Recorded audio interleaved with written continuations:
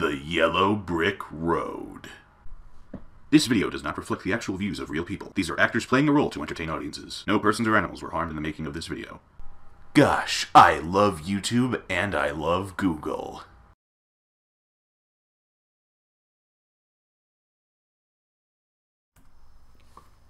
Welcome to Poor Presentation but Wealthy Philosophy, The Yellow Brick Road. I'm Jordan, this is James. I always forget to say our names because we're talking to a fucking machine. And we already know each other's names, so there's like no one else here. Now the camera's further up, so it looks like I'm like this. Yeah. So, I'm just looking around at shit on YouTube, looking for interesting shit. I type in Sam Harris, like look at maybe he did something new. And then I see this video by Ceccpoint News. That's their YouTube channel. And the title of the video is Why Sam Harris is Wrong About Morality. I was like, this could be interesting. And, well, I'll play the video at some point, but they're basically, I believe their main point is you can't have a secular, objective morality as a stance, because how are you going to share it with everyone else? How are you going to have the common knowledge of this is right and this is wrong universally? So, I actually want to say that at least my critiques of this video are not really based on Sam Harris's ideas. We have our own. So if it gets a little woo-woo or philosophical, forgive us. Just give us a thumbs down. That's all you got to do. Or leave a comment. Something scathing. Maybe racist. You could do that. Homophobic's fine.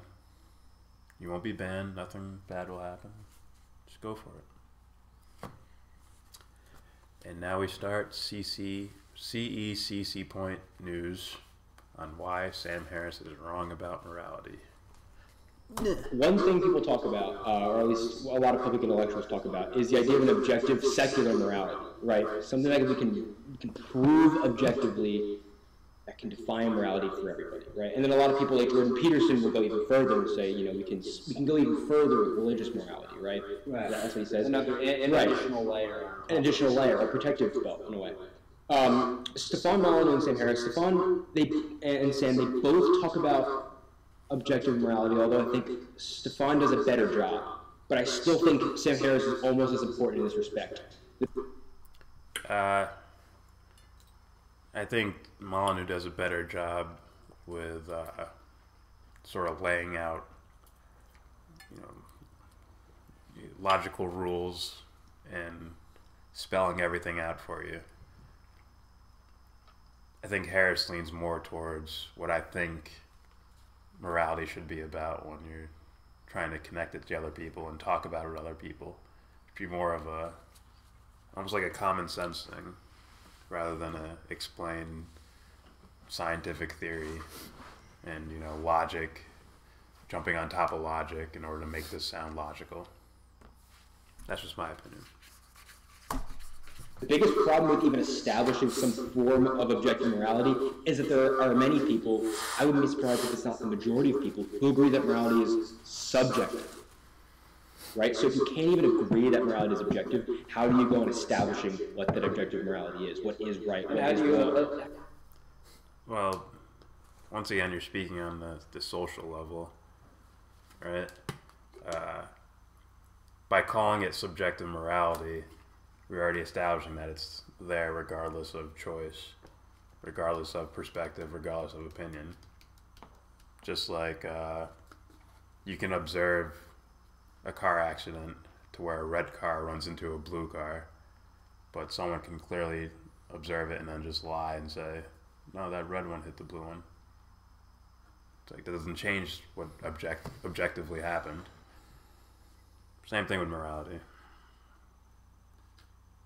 I hate calling it morality. How do you establish a stable society? Right. And Exactly. I think, so what Sam Harris did was he laid out In his the- TED Talks. Yeah, I watched his TED Talk and I read a couple articles about what he had to say concerning this issue. And I think what he did was he went and he established the notion that yes, there is an objective morality.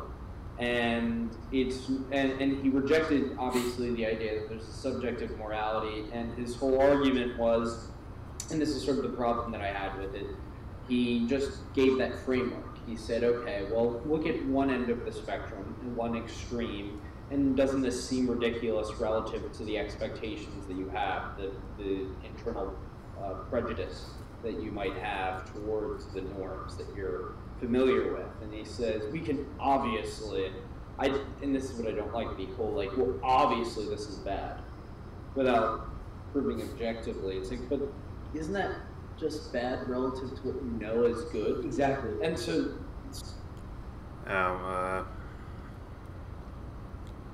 the thing with objective morality,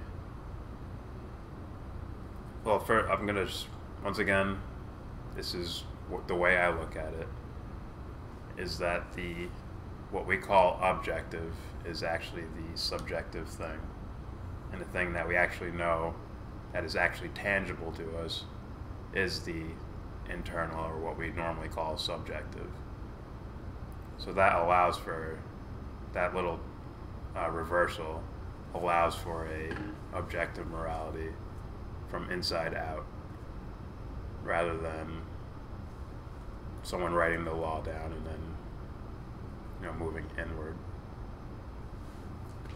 something like that.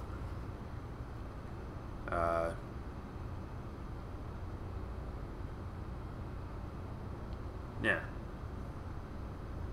The only possible place morality is observed is internally. So that must be the source of objective morality that I think Sam Harris is talking about, which is why he says you could just tell that this is worse than this, or this is better than this. so that's sort of, it's not, he's not saying it's subjective, but that implies some element of subjectivity. Right. So he was trying to make the case for why we should have some really rigorous way of understanding morality, right? So on a very difficult question, we can actually, in a way, measure, is this right or is this action wrong? The problem is, in doing so, he just explained to people what they already know is right and what is wrong. The vast majority of people can agree that Ted Bundy, one of the examples he has, a serial rapist and murderer, is a bad guy.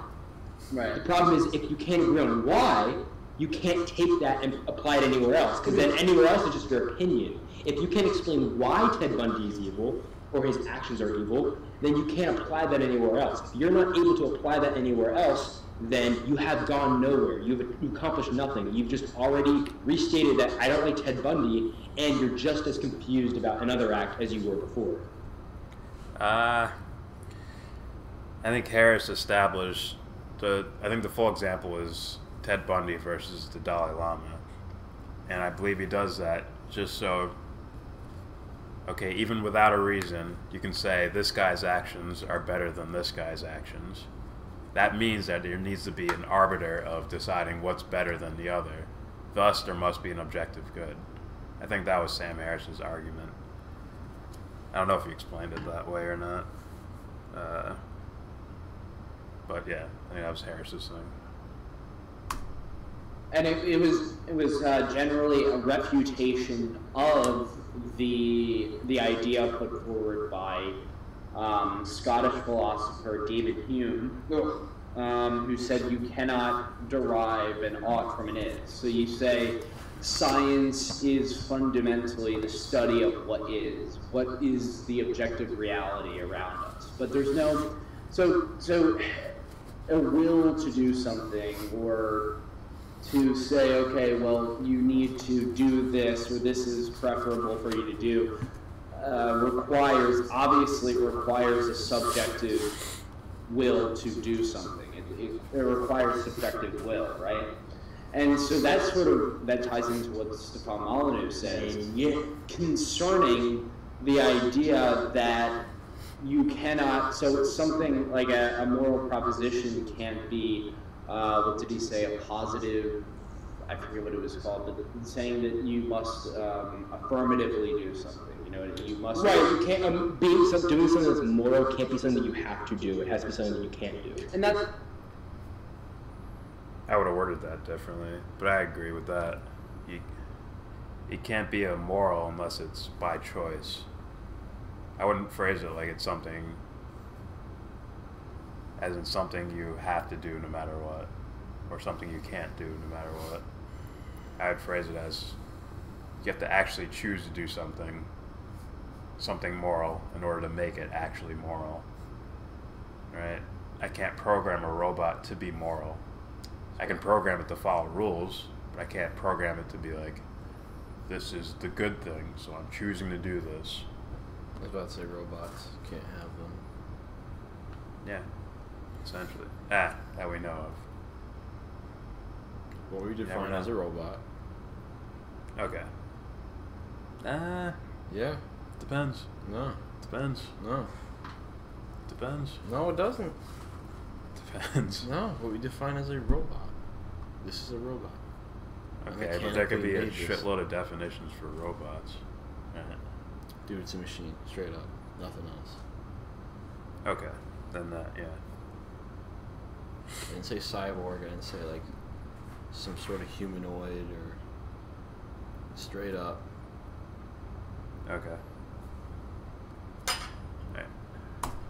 That's why it's not an ought. It's an ought not.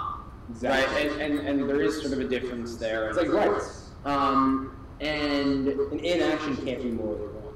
so, but the problem that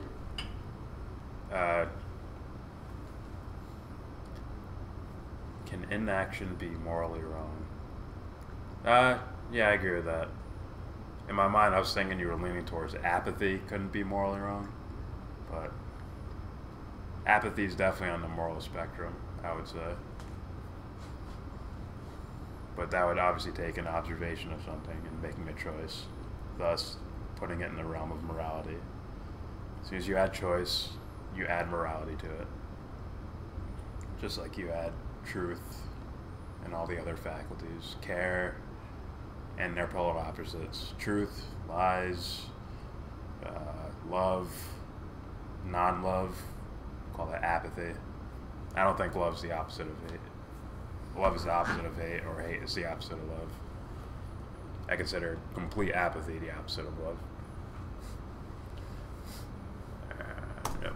Sam Harris has is that he keeps doing this, like using your outrage to give you a sense of morality. These, so he showed, well, he talked about how in Islam, if your daughter is raped, the first instinct the father has, apparently, according to him, is to kill the daughter out of shame. And he was like, he said, well, he play like sort of let that detonate in your mind. But that's so He said detonate. Yeah. And I think, no, it's true. Like, obviously, that's horrible. But just having the outrage alone is not proof, right? The problem is they want to use norms interchangeably with reality, morality. The problem with that is you didn't use an argument. You just explained, wow, isn't that bad? Stoning, honor killing your daughter, isn't that bad? And you're speaking to a room of people in Western culture, which has accepted that it's bad. Say that exact same thing to a group of people in Iraq, they won't have that same reaction because the norms are different. Because you haven't set a universal moral system up, then it's dependent on the norms, right? So you're relying on the fact that a culture has already accepted that, oh, this is bad, right? I believe Harris is talking about objective morality, not just relative morality. Now, I'm going to slide back towards my idea, my woo-woo idea of morality, to say that, yes, the content, the facade of what's going on, girl getting raped, family have to kill her because some honor rule or something. It's like, well, in their minds, they're doing the right thing. They're doing what's good, which means they're following that objective good that we're sort of talking about. So, yeah, you can describe morality as like the content that's relative, but the objective morality, or the goodness, is the thing that is attached to that content. Right? People just apply it, the same thing, they apply it differently. Now, how do we all reach the same conclusion objectively, as a collective, that objective good? That sounds like a lot of work. A lot of work for a lot of people, which I think is actually possible.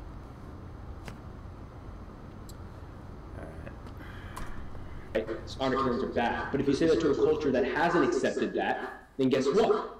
They're just not going to have that reaction. However, if you were to say, and he brought this up even. I mean, it's not about honor killings. It's about what are they trying to do the right thing by whatever means, by God, by society, by whatever. And just to throw this out there, I'm sure the family's like, fuck, like feel bad if they had to actually do it, or they did actually do it. I'm sure there's some conscience, guilt, empathy going on to where like, fuck, this sucks. To where they might even deep down know it's not the right thing to do. But, you know, customs and whatever they have. And saying that I think string theory, you need to joke about string theory, right? Yeah. If you were to say 2 + 2 equals 4 in at a TED Talk, that will have the same reception as if you said that in Iraq. Because 2 + 2 equals 4. So if you can find a way to empirically prove something... 2 + 2 is an established language, right? And we all agree upon the meaning of it. Like, that can happen with morality, too. Or, that can happen with an objective morality. Just the content will be different, right? It'll be... I always use murder as the example, but let's say use murder as an example.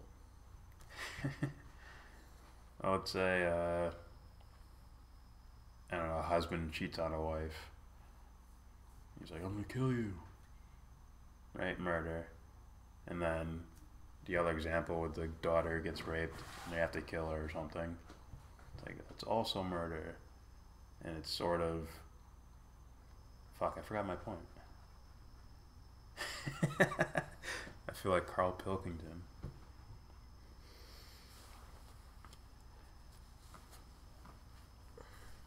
I guess the point is that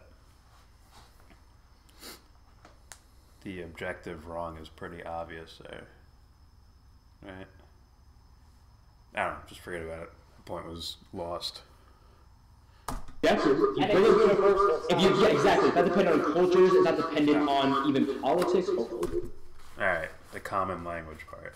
There we go. That was my point. There's still a underlying common principle of not killing that can, you know, become a common language in a way. It's almost like a unspoken common language of we don't kill other people for whatever reason. Right? Right. And that's why I think Sam Harris continuously brings up just, this is obvious, just look at it. This is wrong, and it's obvious that it's wrong. And then he does that because it's a internal, innate, that's clearly wrong type of situation. you're not going to get a fucking scroll that rolls down to the floor. It's like, you don't do this, you don't do that, you don't do this, you don't do that.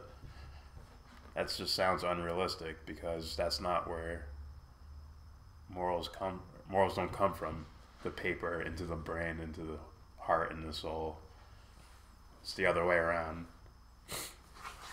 Someone uses their conscience or their empathy, and they're like, wow, we shouldn't do this to other people, or do this action.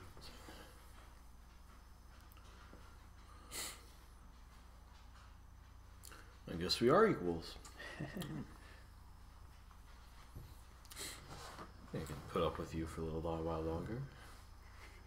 Till the new edition comes out. Yeah.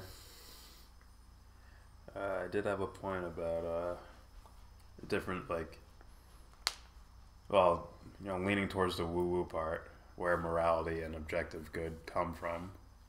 You can almost see it by degrees and levels. Like, the more collectivized the group morals become, like, the more of, like, in a group it's in, the more diluted it is from the actual source of the good thing, right? This actual source of the good is from the individual, and then it spreads outwardly, or it could spread outwardly. But if you're working from group level morality, trying to establish it as a group, it's just diluted from there. Because now it's like, you know, John, every time he, you know, ties his shoelaces, something beautiful happens. So now he writes down the law: everyone must tie their shoes on Tuesday at 3 p.m. and then you'll have a vision and good things will happen for you. It's like, nah, he tried to establish this individual thing and blanket it over an entire group. So yeah, morality works from the individual outwardly, not the other way around. Or current partisan politics that we see it in most democracies and or republics. If you're able to establish a system which doesn't rely on norms, well then, and make it universal, well then you don't have to rely on people's emotion. You don't have to rely on, can we all agree? Because if someone disagrees, they're going against the objective fact. Right. Exactly. Well, you can't throw away the emotion and or opinions. You can't really throw them away. Why would you throw it? Like, I think morality is based on emotion, right? It's that something hurts when you fuck up or you do something wrong.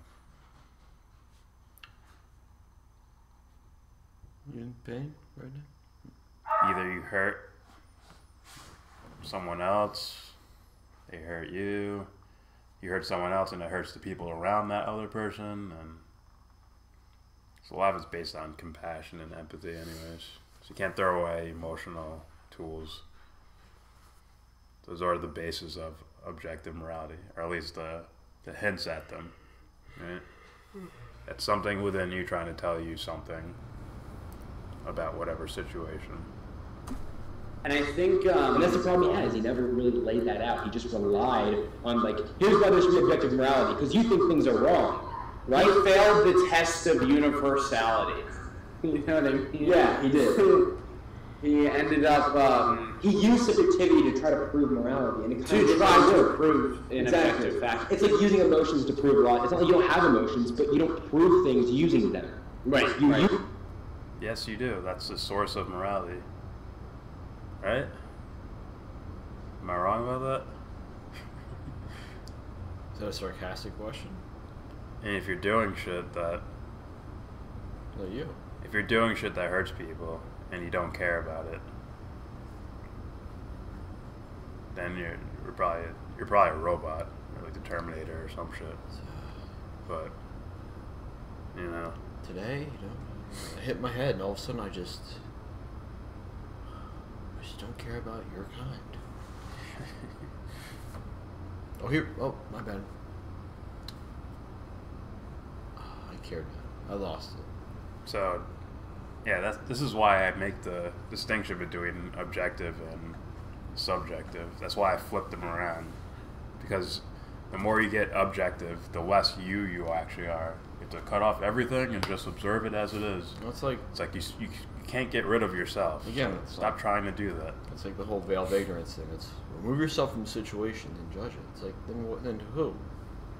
What? Yeah. And what are you? A zombie? Oh. It's like who's? It's like, I can't kill him. It's not Benny. Just shoot him. Just shoot it. Shoot it. It's not Benny. Shoot it. It's like, you know. Who's observing this objective reality? Like, clearly someone or something is observing it. You gotta suppress the heart and think with the mind. You gotta be very cold. It's like, yeah, that'll help. Yeah. That's the thing. Observing it is already biased. I'm occupying a space that no one else can occupy. Thus, I'm only getting this degree of truth or objective reality, as opposed to looking inwardly to where you actually create things. When you create it, that means it is you and it is of you. Thus, you can observe it objectively. Hey, how you feeling? I'm sad. Well, how do you know that? Well, I'm me, asshole. That's objective. Hey. I'm blatantly sad. You can understand it. It's not necessary. I'm just saying. No. That's why nobody watches. No. Nobody watches. Fuck. Your mom, probably. She's like, Jordan. Not even us. We're not even watching. Fuck. I don't think we count. I'm signed in, remember? Huh. Oh well. So, just wait till you get home. You can sleep on the floor today. Yeah. I'm an orchestra conductor of reason and evidence its beauty. Okay, but the shared evidence. And I quote. Your evidence. You're still sharing evidence, and you're getting a bunch of different perspectives looking at the evidence, and a bunch of different perspectives showing the evidence. Well, it's like this. That's how really objective is it? It's like, how could, like, show me? I can't show you. I can't. Yeah. So, you know, it's weird. It's like, we want evidence. Who's logic? It's like it's kind of a joke, but it's like the scientist, like, rapes, like, a philosopher or something like that. It's like, now we'll have evidence. If you can imagine that, you know? It's like, now morality and evidence of it. It's like, I get it, but it's not like, you know, then it gets mixed with, like, data and all that, you know? It's like, Yeah. subjective, what is it? Subjective what? Morality? Yeah, or Yeah. objective. It's like, come on, you can't take yourself out of there. And it's just, it explains itself, you know? To take yourself out of there means you're not there observing at all, period. Yeah. It means when the experiment happens, you turn your back to it. It's like, okay, now I've taken myself out It's of it. like you're, you know... Now you don't know what happened. For lack of a better term, it's like you're brain dead, you know? Oh, you weren't there, you're just standing there. You know? Yeah. It's like a vegetable, you know? It's like... See, he's watching, he's observing it, see? His eyeballs see it. We'll download it into his brain. It's like...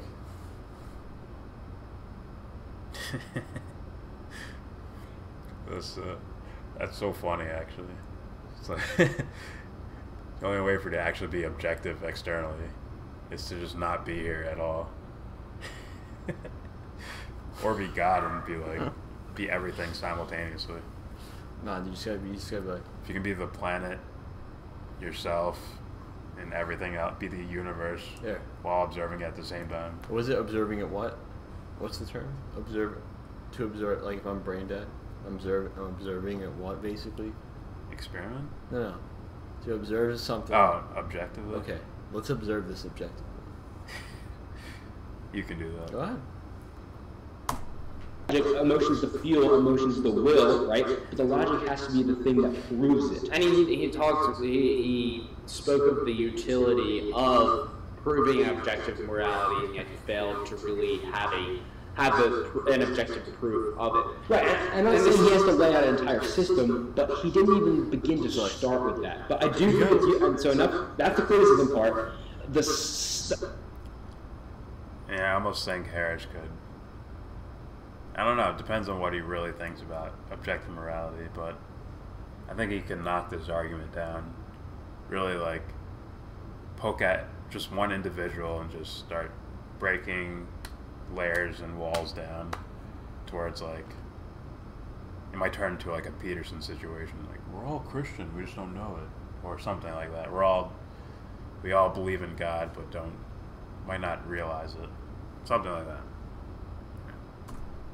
The somewhat positive part would be that he's doing something very positive, and that's adding to the list of people who are trying to assert that there is an objective morality. Right. In adding his name to that list, he's generally just helping that trend. And if we can finally get enough people to agree there's an objective morality, then you can go about not just establishing, but sort of spreading one idea of what that is, or at least beginning to have that discussion with a wide range of people. That will never work.